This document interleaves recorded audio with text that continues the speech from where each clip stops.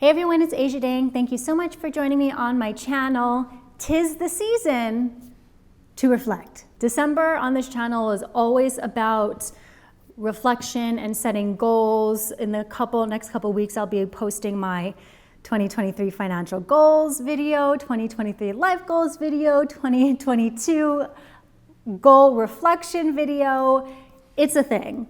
But the one thing I haven't done ever on this channel is kind of like a checklist of things that we should probably go through before the end of the year, which is quickly approaching. So this video is all about the end of the year financial checklist that we need to go through. There's 10 of these things just to see how we did this year, what we can prepare for next year, and overall it's kind of just a really good way to end the year off. If you want to add more to this list, please let us know in the comments and let's just get to it. All right, the very first thing, of course, this is a budget channel. The very first thing you need to do on your end of the year financial checklist is to go through your budget and audit it. Go through all your bank accounts, check how you did on your spending, on your earning, and go through your budget. Why? Because it's time to figure out where did all our money go? How our spending habits kind of contribute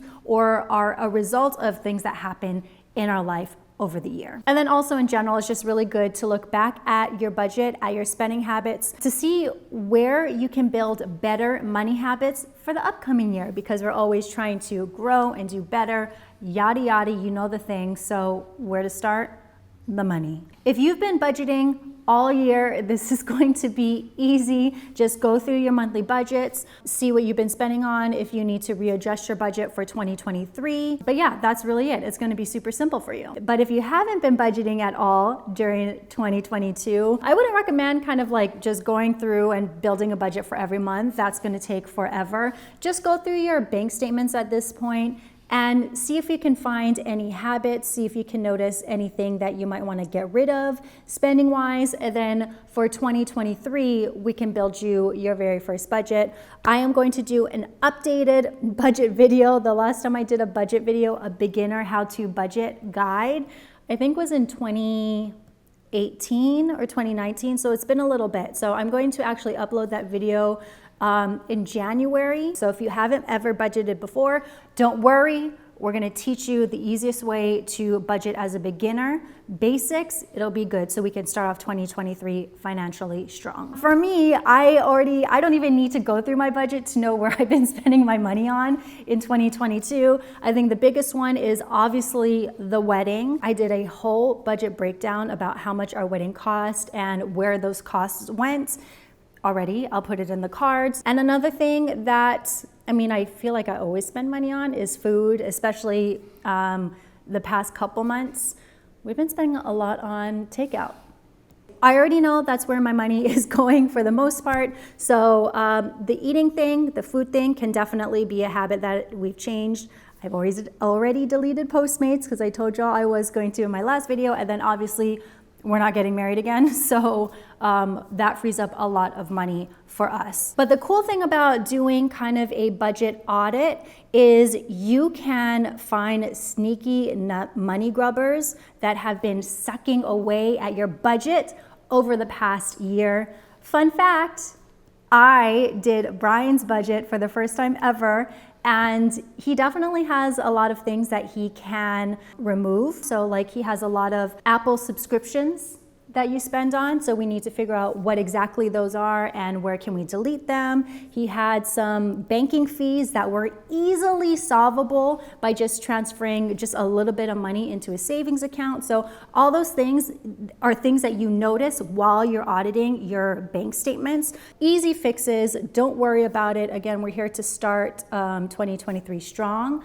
So you have to do that. The second end of the year checklist item you need to do is compare your savings goals to what you wanted them to be to where they are today. Along with setting goals, general goals for the new year, we all need to start saving for financial goals as well. I always do yearly financial goals that I hope to accomplish in the new year in December. So you're gonna see that video from me in the next coming weeks. Levi, can you decide where you want to sit, please? Thank you. But in the meantime, I'll put some of my older money yearly goals in the cards just so you can check out to see what I do and the goals I set. But if you look back and hit your goal, congrats, that's awesome. And then I hope that has encouraged you to set bigger and better financial goals for the upcoming year as well. If you missed your financial goals, no biggie, it's time to reflect on what exactly went wrong. Is it actually financial? Did you just simply not put enough money towards your goal? Is it a goal that you ended up not caring about and realizing that it wasn't that big of a deal? If you didn't accomplish your goal simply for financial reasons, that is something that we can absolutely work on. Of course, if you were struggling financially because you lost a job, that is something that is out of your hands. But if you didn't accomplish a financial goal that you wanted to because you just simply have poor budgeting habits, again, something to work on in the new year, not a big deal, but it's important to reflect on that because if that's not something you realize within yourself, then you obviously can't fix it. Here is what I set for myself this year. Obviously, fully funding the wedding is a goal that we accomplished because we had to. I fully funded my solo bachelorette trip. We did end up fully funding dog training and actually getting them training, and they're so much better now. And that's, oh, I guess I did accomplish wedding, sinking funds, bachelorette party, dog training. That's exciting. See? Again, I'm gonna go more into depth about these goals in another video, but I do need to kind of add up how much I saved towards my larger financial goals, like a home down payment and retirement and investing. But as of right now, the sinking fund goals, fully accomplished. Number 3 on the end of the year financial checklist, similar to number 2, is to check how you're doing on your debts. As far as I'm concerned, as long as you have less debt now than you did in January of 2022, you're doing good. If you still have debts to pay off, I think now is also a good time to reflect on if your debt payment method is working, avalanche versus snowball method. You need to decide, again, video in the cards about what the difference is about those two.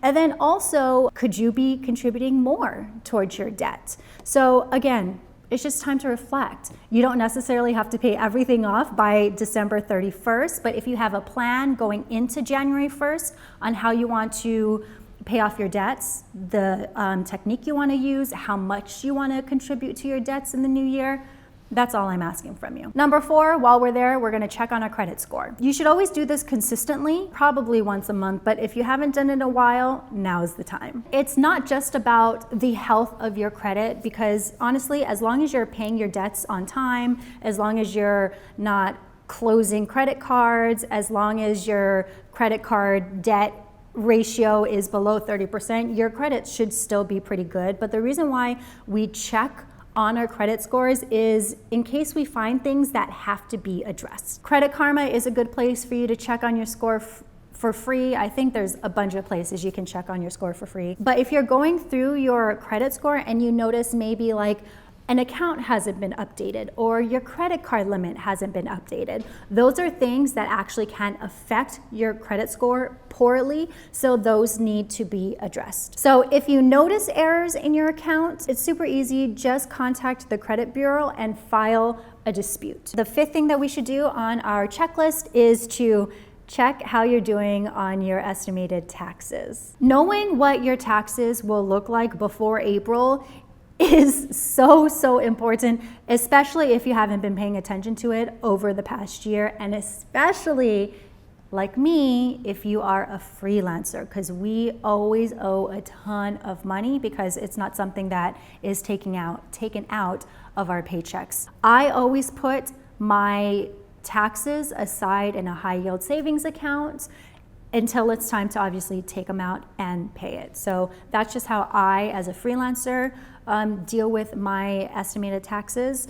and haven't stressed nor cried over my taxes in years. Number 6 is to complete open enrollment, which is when employees can select their benefits for the upcoming year, or if you're like me who doesn't get health insurance via their job, it's time to enroll in health insurance. If you haven't already, make it a priority to complete your employer's open enrollment to make sure your benefits fit your needs in 2022.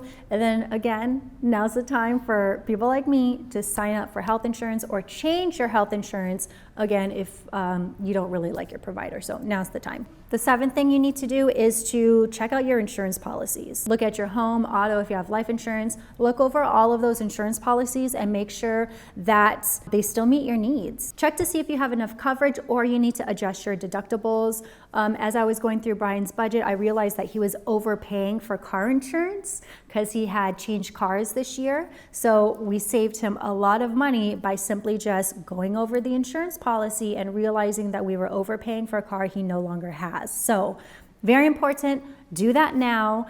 And bonus points, if you're like me, build a sinking fund for all your insurance policies so you can pay them off in one go and don't have to worry about it for the rest of the year. Number 8 is to review your retirement accounts. Contributions for a 401k are normally due by the end of the year. This is different for those of us who have IRAs. Those are due basically by the time you file taxes. So if you have a 401k, your time is running out. Contribute at least enough to max out your employer match for your 401k, and if you have money to max out any of your IRAs, do that as well. Now, number 9 is similar to that, and it's to review your asset allocation and rebalance your portfolio. The markets are crazy per usual, so check out your investments because they may need a little love and attention and rebalancing. But this is also a good time to assess your risk tolerance. So basically you want to think about kind of big purchases, life events that may be happening over the next couple years. And then you want to figure out how to adjust your investments to fit those needs. So for us,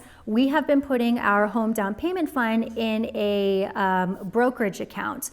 Even though they are invested very conservatively, if they were invested in stocks and we wanted to try to buy a house next year in 2023, we want to now then kind of sell off those stocks, invest more conservatively so we don't lose as much cash in the market. Now, number 10 might not be for everyone if you don't have it, but it's time to chat with your financial planner. I mean, I think this is just like a really good habit to check in to see not only how your investments are doing, but talk about your long-term goals or short-term goals, because again, as we just talked about, your financial goals are, very much related to how much risk you want to put in the market. So just being open and honest, if you have a financial planner, with your goals and your wants and needs will definitely help you accomplish those. And then since that might not pertain to everyone, 10A on your checklist is to just be proud of how far you have come financially over the past year.